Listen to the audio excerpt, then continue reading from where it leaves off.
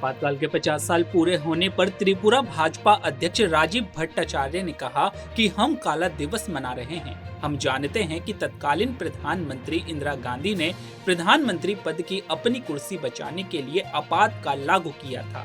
नेताओं, मीडिया कर्मियों और यहाँ तक कि आम लोगों समेत सभी लोगों को जेल में डाल दिया गया और उन पर अत्याचार किए गए। जो भारतवासी है इसके लिए एक परिताप का और अभिशप्त है ब्लैक डे मना रहे हैं हम लोग, क्योंकि हम लोग जानते हैं उस समय प्रधानमंत्री इंदिरा गांधी ने 25 जून 1975 में इमरजेंसी लागू किया था। और ये इसीलिए लागू किया था, देश में कोई ऐसा इमरजेंसी नहीं था, फिर भी लागू किया अपना कुर्सी बचाने के लिए।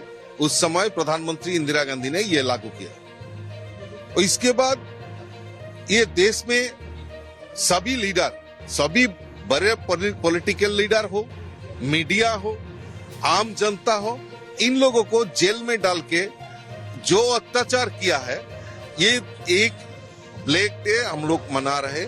50 इयर्स इसका हो गया है और हमारा जो नेक्स्ट जनरेशन है, जो देश के आगे ले जाने का काम करेगा, इनके सामने ये ब्लैक डे जो इतिहास है, ये जो हिस्ट्री है, और कांग्रेस और ये जो इंदिरा गांधी सरकार ने देश की संविधान के ऊपर जो खिलाफ कार्रवाई किया, ये हम लोग सभी आम जनता को सामने ले जा रहे हैं। छत्तीसगढ़ के मुख्यमंत्री विष्णुदेव साय ने कहा कि मेरे परिवार ने भी आपातकाल के दौरान कष्ट झेले हैं। मेरे बड़े पिताजी स्वर्गीय नरहरि प्रसाद साय को उस दौर में 19 महीने जेल में रहना पड़ा था। आपातकाल के दौरान कई लोगों और परिवारों को कष्ट झेलना पड़ा था। आपातकाल के दौरान संविधान द्वारा हमें दिए गए सभी अधिकारों को छीन लिया गया था। इस आपातकाल को हमारे परिवार ने भी झेला है। हमारे बड़े पिताजी स्वर्गीय श्री नरहरि प्रसाद साय जी 19 महीना वो भी जेल में रहे, और जब इमरजेंसी के बाद चुनाव हुआ तो रायगढ़ से सांसद भी चुने गए और मोरारजी भाई देसाई की सरकार में केंद्रीय राज्य मंत्री भी थे, और बहुतों को भी हमने देखा है। आपातकाल में जो बंद थे उनके घर में कैसी मजबूरी थी, चूल्हा नहीं जलता था, उनके बच्चों का भविष्य बर्बाद हुआ।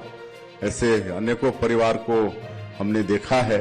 और जो संविधान हमारे देश का है और पूरे दुनिया में हमारा ये देश सबसे बड़ा लोकतांत्रिक देश है, और जो संविधान हम सभी लोगों को समान रूप से जीने का अधिकार देता है, अपने विचारों को रखने की, अभिव्यक्ति करने की स्वतंत्रता देती है, वो सबको इमरजेंसी के दौरान छीना गया।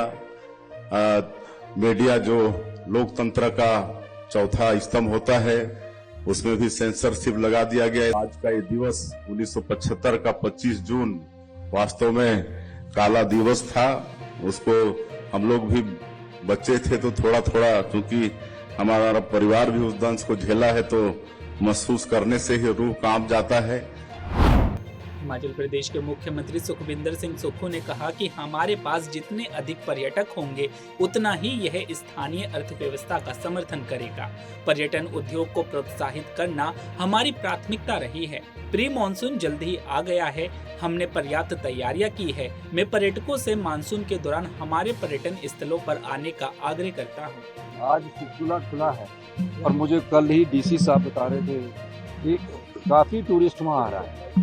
तो हमारे पास जब टूरिस्ट काफी आ रहा है तो परमाणु से चलेगा, शिमला पहुंचेगा, शिमला से चलेगा नारकंडा पहुंचेगा, कुमारसैन पहुंचेगा, ठियोग पहुंचेगा, और फिर निचार पहुंचेगा, फिर पू पहुंचेगा और फिर शिवपुरा जाएगा। तो कितना ज्यादा डीजल के रूप में हमें वैट प्राप्त होगा। कहीं पानी की बोतल खरीदेंगे या कोई कुछ और चीज खरीदेंगे, खाना खाएंगे और किसी होटल में ठहरेंगे तो जीएसटी के रूप में आएगा। तो ये सब चीजें टूरिज्म इंडस्ट्री को बढ़ावा देना पहले दिन से हमारी सरकार की प्राथमिकता थी और उस समय हम आगे गए। आज मानसून, प्री मानसून बहुत जल्दी आ गया है। मुझे लगता है कि हमारी इसमें तैयारी निश्चित तौर पर अच्छी है, और बरसात के मौसम में मैं पर्यटकों को भी कहना चाहूँगा कि वो हमारे पर्यटक स्थलों के पास आए। कोई मानसून में कोई किसी को नुकसान नहीं होता। विशेष अदालत ने पतंजलि भूमि घोटाला मामले में नेपाल के पूर्व प्रधानमंत्री माधव कुमार नेपाल को जमानत पर रिहा करने का आदेश दिया।